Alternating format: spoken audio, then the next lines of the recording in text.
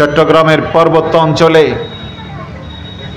এক হাফেজে কোরআনকে ধরে নিয়ে গেছে তথাকথিত র্যাবের লোকজন, যৌথ বাহিনী।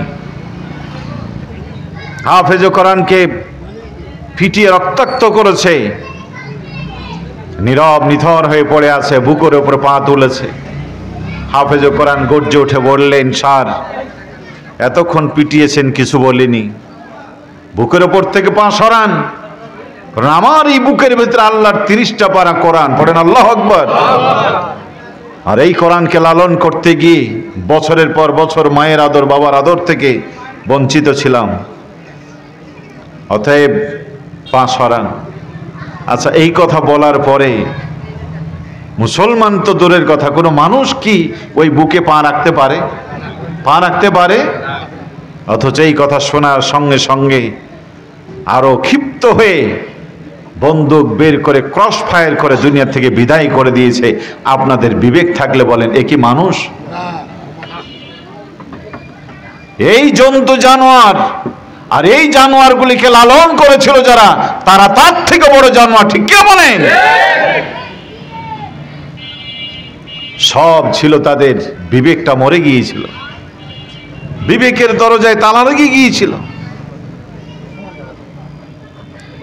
সন্ত্রাস মুক্ত বাংলা গড়বে, দুর্নীতি মুক্ত বাংলা গড়বে, তাদের এই স্লোগানকে বাস্তবায়ন করেছিল যারা, তাদেরই গলায় দড়ি দিল, তাদেরই হাতে দড়ি দিল, তাদের বুকে গুলি করলো।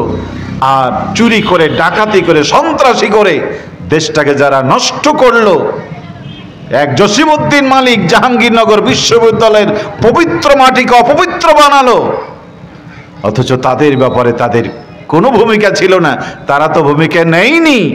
আমরা লোকমা দিতে গেলে ইমাম রুকু বাদ দিয়ে সিজদা করে, তোমার হুঁশ হয় না, আর মুক্তাদি যখন সে লোকমা দেয়, তুমি ইমামের মুক্তাদির গলা ধরতে আসো, আল্লাহ তোমার গলা একদিন ছাঁটাই করে দেবে, ঠিক কিনা বলে? তারা তো এইগুলির ব্যবস্থা গ্রহণ করেই নাই। আমরা যখন লোকমা দিতে চেয়েছি, আমাদের উপরে হামলা, মামলা, রিমান্ড আর আয়না ঘর তৈরি করে জুলুম করেছে। আজকে নারীরা অধিকার বঞ্চিত হয়ে, আজকে নারীরা সম্ভ্রম হয়ে হারিয়ে তারা রাস্তা খুঁজছিল। ইয়াকুলুনা রব্বানা আখরিজনা মিন হাযিহি ক্বরিয়াতিয যালিমা আহলুহা, তারা বলছিল, আল্লাহ এই জালিম অধ্যুষিত দেশ থেকে আমাদেরকে বাঁচাও। এই বিশ্ববিদ্যালয়ের মাটিতে পড়তে এসেছি, সন্তানকে একটা চরিত্রবান মা আমি উপহার দিতে পারবো না, স্বামীকে একটা চরিত্রবান স্ত্রী হিসাবে আমি নিজেকে উপহার দিতে পারছি না। মালিক, তুমি একটা কিছু করো, অথবা তোমার পক্ষ থেকে সাহায্যকারী পাঠাও, সাহায্যকারী পাঠাও। তার একটা পথ খুঁজছিল। জাকসুর নির্বাচন আসলো, ব্যক্তিগতভাবে তারা ইসলাম পছন্দ করে না, ব্যক্তিগতভাবে ওই মেয়েরা, ওই ছেলেরা ইসলামী ছাত্র শিবির করে না, কিন্তু তাদের জুলুম থেকে বাঁচার জন্য, এই আইনাদের হাত থেকে বাঁচার জন্য এদেশের ইসলামী ছাত্র শিবিরের হাতকে তারা শক্তিশালী করেছে। পড়েন আলহামদুলিল্লাহ। কারণ রাতে যদি ডাকাতের কবলে পড়েন, রাতে যদি ডাকাতের কবলে পড়েন, বাঁচাবার জন্য যারা এগিয়ে আসে, সে নামাজি না বেনামাজি, সে হিন্দু না মুসলমান, এটা দেখার সময় আছে নাকি? আপনি কি বলবেন যে ভাই তুমি নামাজ পড়ো কি, তোমার ওযু আছে কি, নামাজ রোজা করলে ওযু থাকলে এসো বাঁচাও, নাইলে তুমি যাও, এই কথা বলবেন?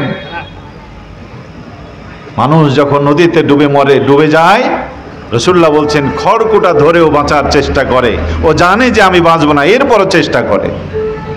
মানুষ যখন বিপদে পড়ে আশ্রয় খুঁজে, আজকে জাতি নির্যাতিত হয়ে, জাতি নিষ্পেষিত হয়ে, আজকে বাঁচার আশ্রয় হিসাবে এদেশের প্রমাণিত চরিত্রবান রাসূল করিম সাল্লাল্লাহু আলাইহি ওয়াসাল্লাম যেই কোরআনের সংগঠন তৈরি করেছিলেন, আর ওই কোরআনের সংগঠনের কারণে ওমরের মতো সোনার মানুষ হলো।